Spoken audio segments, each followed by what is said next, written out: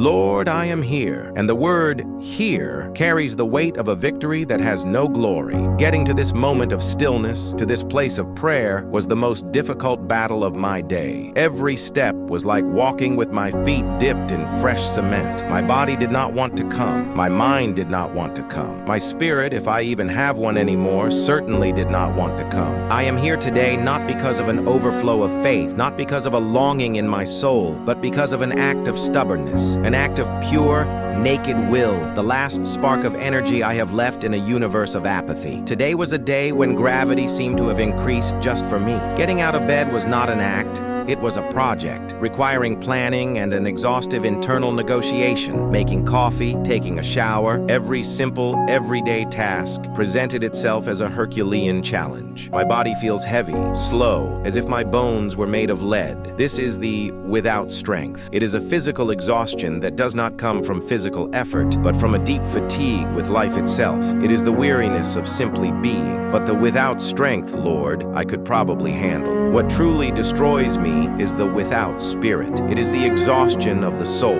It is looking at a sunny day and feeling nothing. It is listening to my favorite song and it being just noise. It is receiving good news and my heart not skipping a single beat. It is looking at the faces of the people I love and feeling a thick glass of indifference separating me from them. The world has lost its color, its taste, its texture. Everything has become flat, two-dimensional, an obligation to be fulfilled. The passion that once moved me, the dreams that once inspired me, the hobbies that once gave me pleasure, everything has turned to ash. And I am the guardian of a pile of ashes, trying to remember what the fire was like. And in this state, in this desert of the soul, the idea of seeking you, of praying, seems the most absurd of all. Because prayer, for me, has always been associated with some feeling. I prayed with gratitude when I felt blessed. I prayed with desperation when I felt pain. I prayed with fervor when I felt your presence. My prayer life was a response to my emotions. And now, what do I do if the well of my emotions has run completely dry? What do I say to you when I feel nothing? A voice inside me, the voice of my fatigue, the voice of my apathy, tells me with irrefutable logic, it's no use. Don't go. It would be hypocrisy. You feel nothing. Your words will be hollow. God doesn't want a mechanical prayer, a sacrifice of lips. He wants the heart, and your heart is mute. It's better to stay quiet. Save your energy. Don't tire yourself out even more with a useless spiritual effort. And that voice is right, Lord. In many ways, it is right. My words risk being hollow. My heart is, in fact, mute. I have no noble feelings to offer you. I have no praise, no adoration, not even an eloquent anguish to pour out at your feet. I have nothing, and for that very reason, logic tells me not to come, not to offend you with my emptiness. I remember how it was before. I remember times when I felt your presence in an almost palpable way, when I would sing in church and feel every word vibrate within me, when I would read your word and it would leap off the page, speaking directly to my situation. I remember praying and feeling a connection, a warmth, a response. Where did that person go? Where is that first love? Was my faith just a feeling, an emotional wave that, like all waves, one day breaks on the shore and recedes, leaving only cold, wet sand? Did I build my spiritual house on the sand of my emotions, and now that the tide has gone out, the entire structure is collapsing? These questions haunt me, and they give more strength to the voice that tells me to stay quiet. See, it says, you are not that person anymore. Accept it. Your phase of fervor has passed. This is it now, a desert.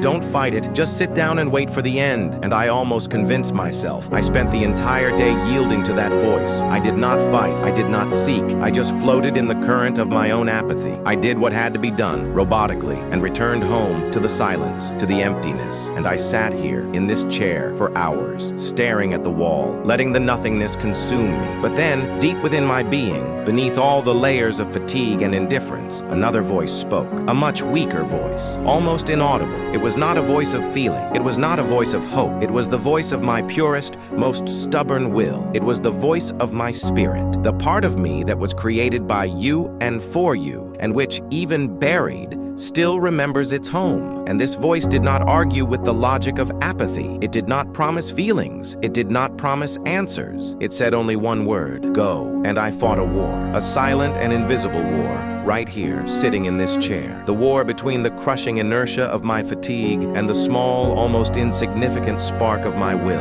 And I don't know how, Lord, I don't know why, but today, by some miracle of your grace that I do not deserve and do not understand, the will won. So, I am here, and I need you to know the conditions of my coming. I am not here because I love you with all my heart today, because today my heart is anesthetized. I am not here because I believe with all my mind, because today my mind is full of doubts. I am not here because my soul longs for you, because today my soul is in hibernation. I am here for one single reason, because I chose to be, and this is my prayer. My prayer is the very act of being here. My offering is not beautiful words, not lofty feelings. My offering is my fatigue. My offering is my apathy. My offering is my emptiness. I give you my nothingness, because my nothingness is all I have to give you today. Lord, even without strength, even without spirit, I choose to seek you today. I am here, and I will not ask you to make me feel something. I will not ask you to give me joy or peace. I will not place conditions on my seeking. I just want you to know that even at the lowest point,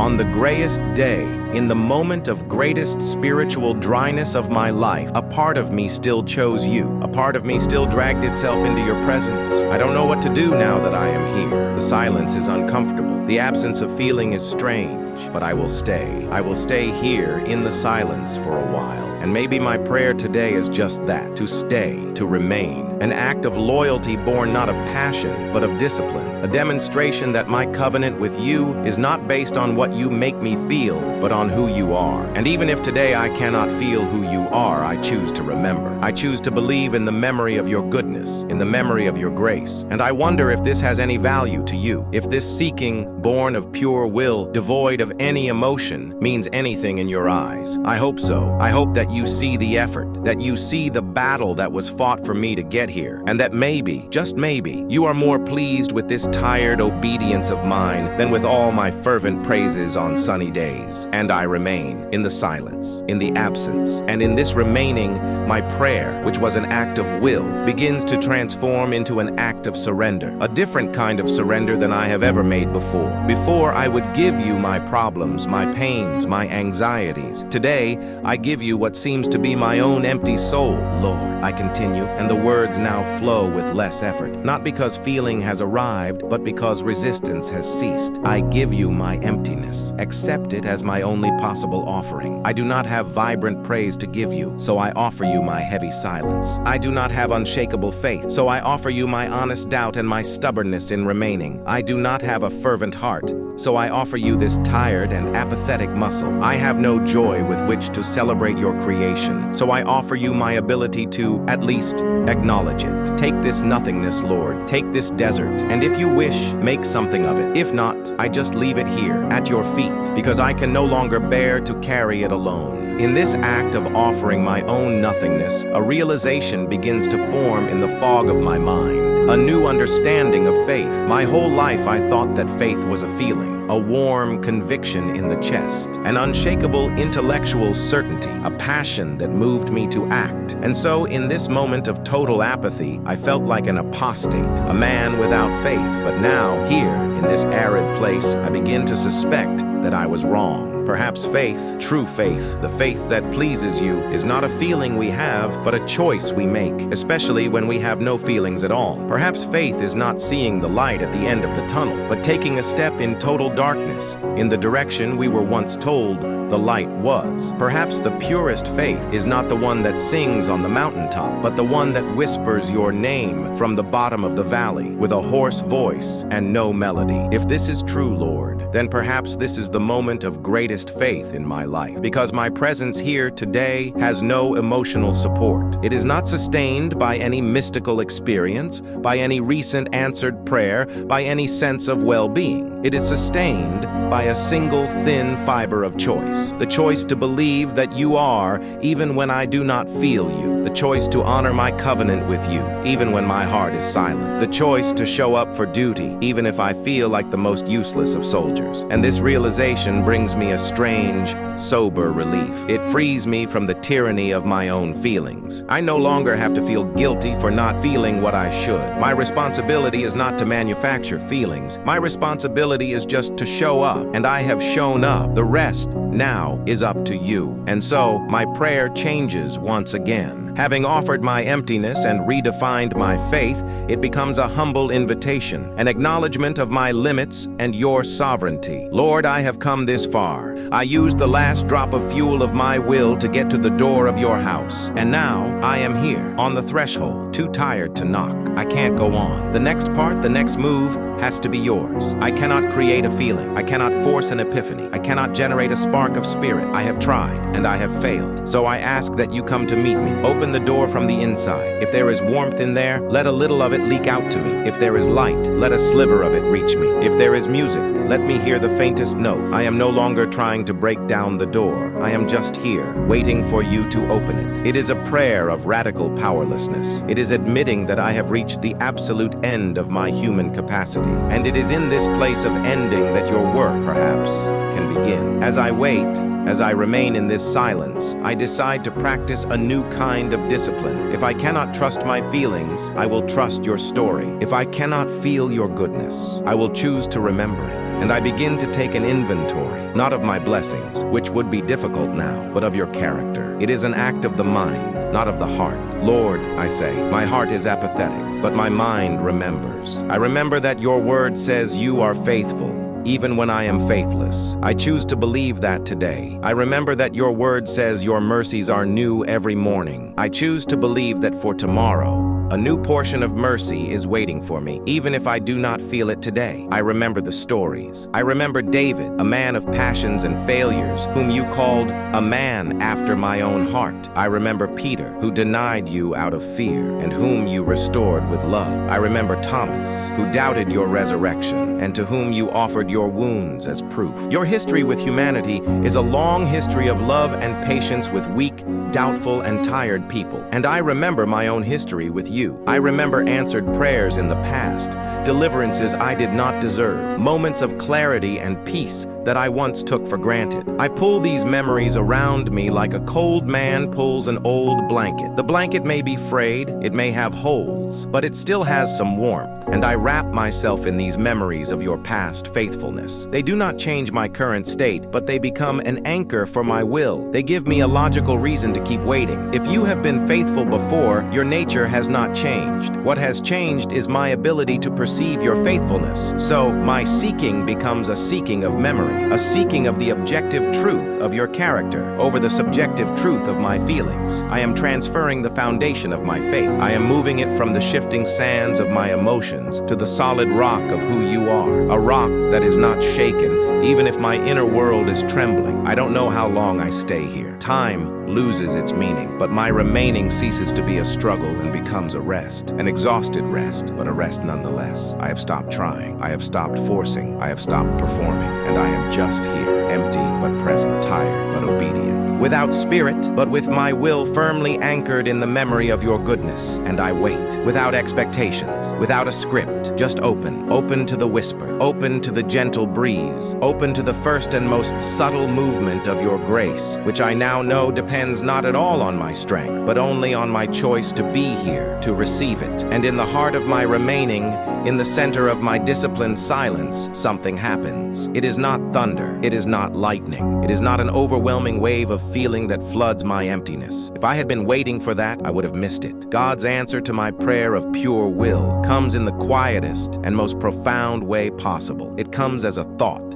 that is not my own. I am there, sitting with my eyes closed, reviewing the memories of God's faithfulness as an antidote to my apathy. And suddenly, clear and distinct from all the noise and all the silence of my mind, a sentence forms. It is not an audible voice. It is an idea, a planted certainty. The words are, "My grace is sufficient for you, for my power is made perfect in weakness." It is a sentence I have heard hundreds of times, read it, sung it, seen it on plaques. But today, It is not just a Bible verse. It is a personal answer. It is the key that fits perfectly into the lock of my condition. I did not feel it with my heart. I received it with my spirit. And I analyze it, not with emotion, but with a newfound clarity. My power is made perfect in weakness. I have spent my entire life running from my weakness, my exhaustion, my lack of spirit. I saw them as failures, as sins, as barriers between myself and God. And now, the first word you give me in this desert is that my weakness is not an obstacle to your power. It is the stage where it prefers to perform. My total inability is, in fact, the perfect condition for the manifestation of your total ability. My emptiness is not a problem for you. It is an opportunity. This truth does not fill me with joy.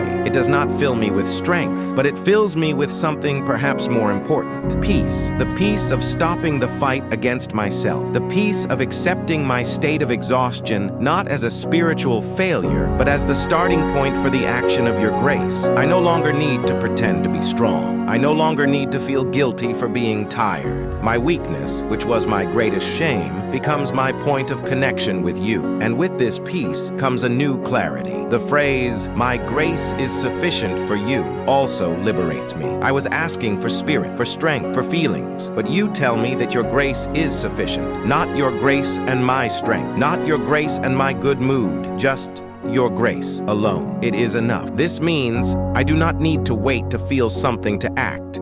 I do not need to wait to have spirit to take the next step. I just need to trust that for the next step, your grace will be sufficient. And what is this grace in practice? I realize it is not an ethereal feeling. It is an enabling power. It is what allowed me to choose to come here today. It is what now allows me to breathe with a little less weight on my chest. And perhaps it is what will allow me to take the next, simplest step. I look around me. The room is still the same. The world has not changed, but my perception of it has. I no longer see the day's tasks as an insurmountable mountain. I see them as a series of small steps, and I have the promise that grace will be sufficient for each of them individually. So I decide to put this theory to the test. I choose the smallest and simplest of actions. I stand up and I go to the kitchen to drink a glass of water. It is a banal act, but for me, today, it is an act of faith. It is my yes to the truth I have just received. It is my way of saying, "Okay, Lord, I believe. Your grace is sufficient for me for this glass of water." And I drink it, and nothing spectacular happens, but I did it. I acted, and the inertia was broken, and I continue. "Lord, is your grace sufficient for me to open the window and let the air in?" "Yes," and I open it. The fresh air fills the room, and for the first time in the day, I notice its smell.